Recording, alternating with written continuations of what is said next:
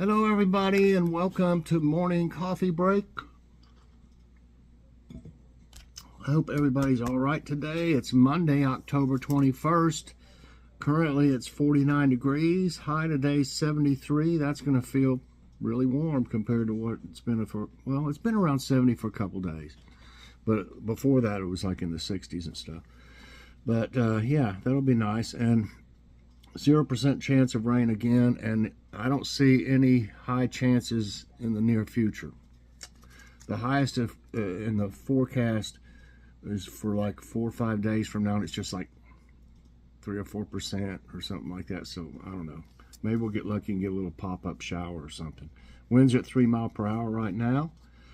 Okay, today I'm going to have, I know I said the other day that I had the interesting facts video. You know, I do have it and everything. But when I was looking through my gallery, I found that video that has Kitty on the picture. It's just like a minute and a half or something like that. But it was way down there, and I obviously meant to use it, and I just forgot to use it. So I thought, well, I'll go ahead and use this. And then, of course, yesterday was Logan's Awesome Snack Reviews. So today will be the interesting facts video.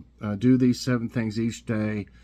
Especially after you hit 50, or it says when you hit 50 or something like that.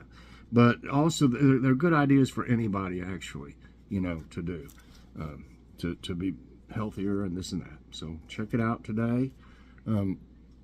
Y'all seem to be liking the interesting facts. It's done pretty good. The amazing history facts. They did a couple. I said I did what, 1, 2 or 3 of them. One did so-so, and one did anything over 100. I'm happy with. So I'm going to keep looking at the history ones and see if there's one. I'll use one if it seems very interesting, you know. But this other one, this other one's kind of wide open. They got all kinds of different stuff. It's what was better.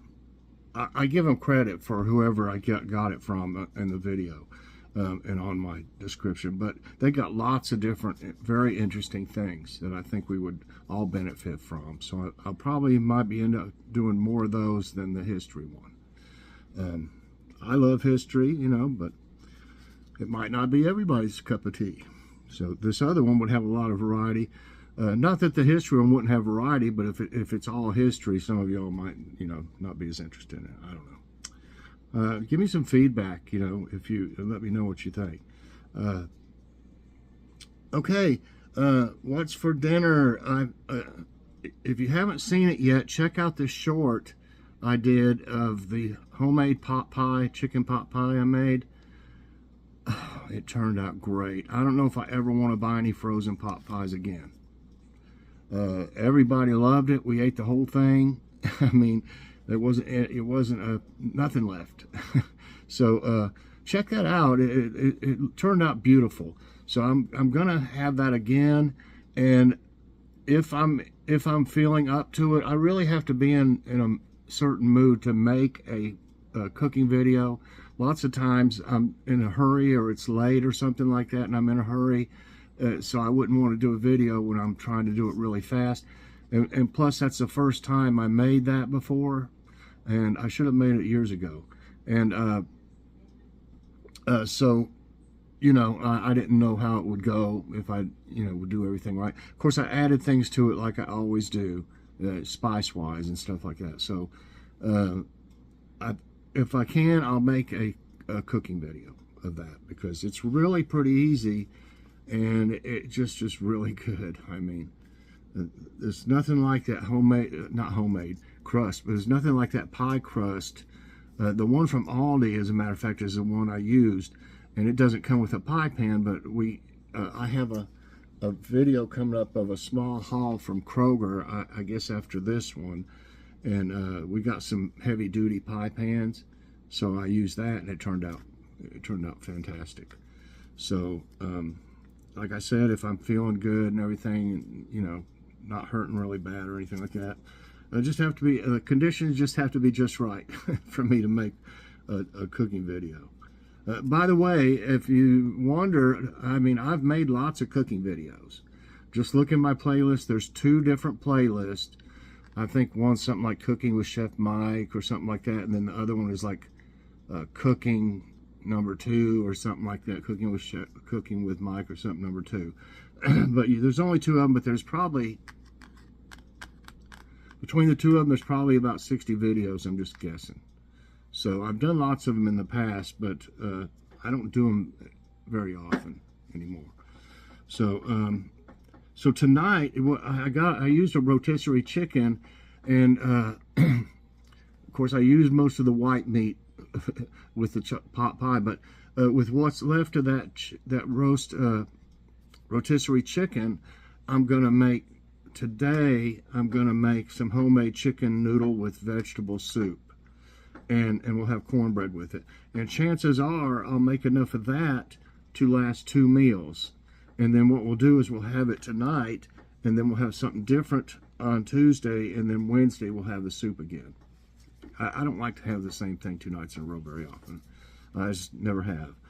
But that'll, you know, and I wondered, you know, that chicken was like $8 at Kroger, that rotisserie chicken. But if it makes 2 meals, and then I make that second meal into another one, 3 meals for 1 chicken is pretty economical. So, and I think that the rotisserie would be better in it than like canned chicken, although I think you could use canned chicken. I've used it in a lot of things before. It was good. But that rotisserie, you all know how it is. It's really good. Okay, let's see. Got some jokes here.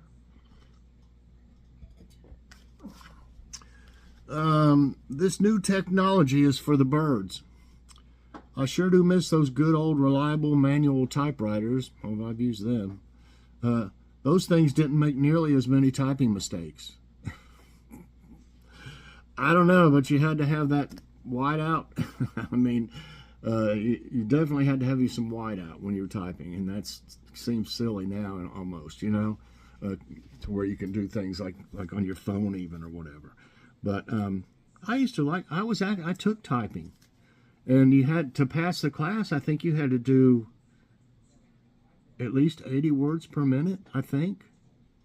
And I passed, and then I never hardly used one again. And after a long time, just like when I took guitar lessons, after a while, I forgot all how to do it, you know. So, anyway, I've actually still got a manual typewriter. No, this was an electric one. I've got an electric, you know, but it's still manual typing, whatever you want to call it. So anyway, okay, here's the other one. A photographer was invited to dinner with friends and took along a few pictures to show the lady of the house. She looked at the photos and commented, "Those are great. You must have a good camera." He didn't make any comment, but as he was leaving to go home, he said, "That was really a really delicious meal. You must have some very good pots."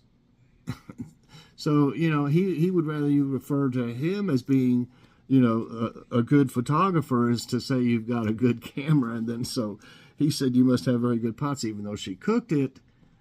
He used the same like analogy against her. Okay, thought of the day is from Abraham Lincoln. He can compress the most words into the smallest idea of any man I know. It's funny how they said things back then. You know, it sounded like, what?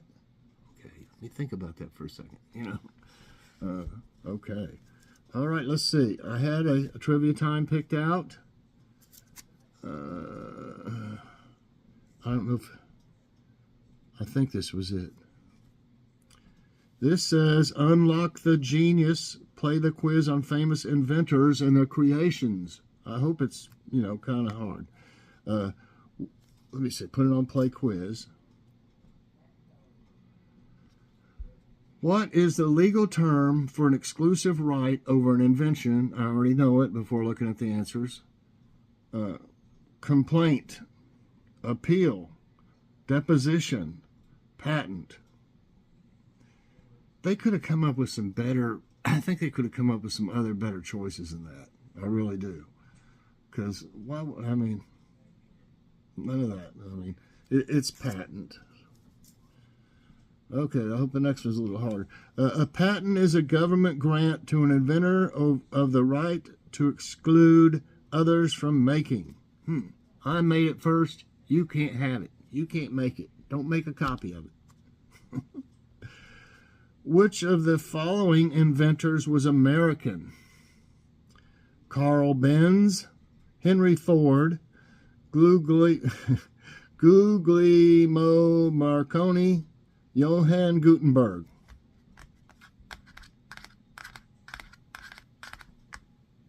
This one's easy too. I don't know if I want to use this, but okay. Henry Ford. Henry Ford was an American inventor and business magnate and the founder of Ford Motor Company. And he was a really, I think he was like a genius, really. I mean, he had some great ideas and actually developed the first line, to make cars, and where they just had a line that they run on. By the time they were done, they had a car,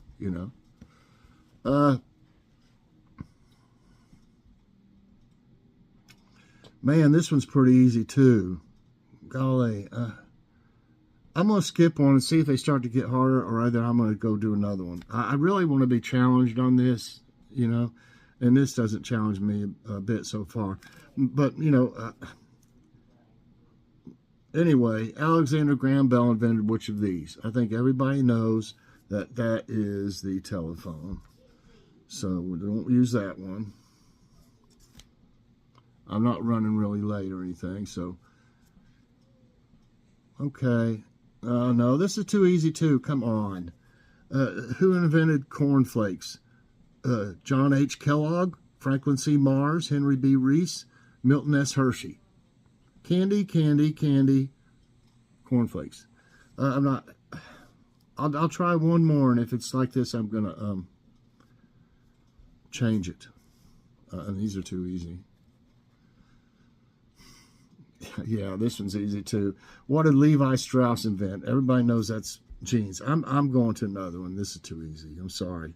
We'll use those two just so in the interest of time and everything. I saw one more somewhere down through here.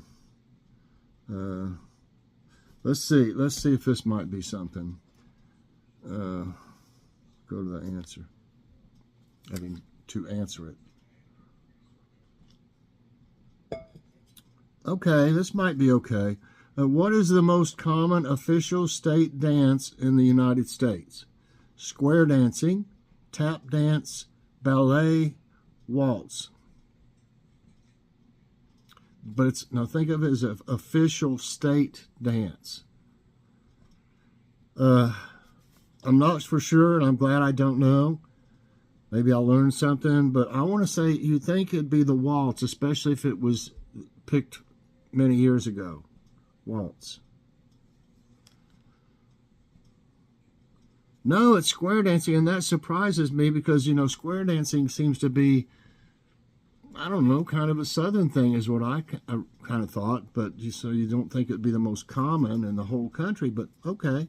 It got me good. I learned something. Square dancing is one of the most official state dances. Where is the dish aloo matar originally from? And I guess this is it. So if this thing would stop going back and forth. Where is it originally from? I think I've actually even heard of this before or seen a video of someone making this. Brazil, Mexico, India, Nigeria. Okay. Where did I see it? I want to say India. I'm thinking India or Nigeria. I think I'm going to go with India. Yeah, that's right. And I've probably seen one of y'all make it. Watch a lot of cooking videos. Aloo mutter, also spelled aloo matter, aloo matar, or aloo, is a North Indian dish, hi kitty, from the Indian subcontinent that is made from potatoes and peas in a mildly spiced, creamy tomato-based gravy. That sounds good to me. and it's generally cooked with garlic, ginger, onion, tomato, cilantro, cumin, red chili, turmeric, garam masala, and many other spices. That sounds good. It really does. I love potatoes. So, all right, that's better. Let's see if this next one's good. When the White House was deemed unsafe, which president had to relocate? Thomas Jefferson, Harry S. Truman, Franklin D. Roosevelt, Dwight D. Eisenhower. And I should know this. They redid it. They basically redid the White House, and I want to think it was Franklin D. Roosevelt. No, it was Harry S. Truman. That one got me. I mean, I have seen something about this, but I didn't remember the right president. It's Harry S. Truman. The White House reconstruction, also known as the Truman Reconstruction, was a comprehensive dismantling and rebuilding of the interior of the White House from 1949 to 1952. Wow, 3 years to do it. It makes you wonder how it probably has some kind of reconstruction going on in different parts. I think probably from time to time. It's old, you know. I mean, I'm sure they take care of it though. Who was the first president to receive a live turkey? And if I'm not mistaken, they made it a pet. Didn't we talk something about that? Or no, that was a raccoon that one guy gave him. Here you go. Here's your raccoon for Thanksgiving. It's tasty. And they made a pet out of it. Okay, George W. Bush, Franklin D. Roosevelt, Ronald Reagan, Harry Truman. You know, this time I think I might be wrong. Franklin D. Roosevelt. No, got me again. This is much better than the last one, though. Harry S. Truman. I don't know why I thought it was Roosevelt.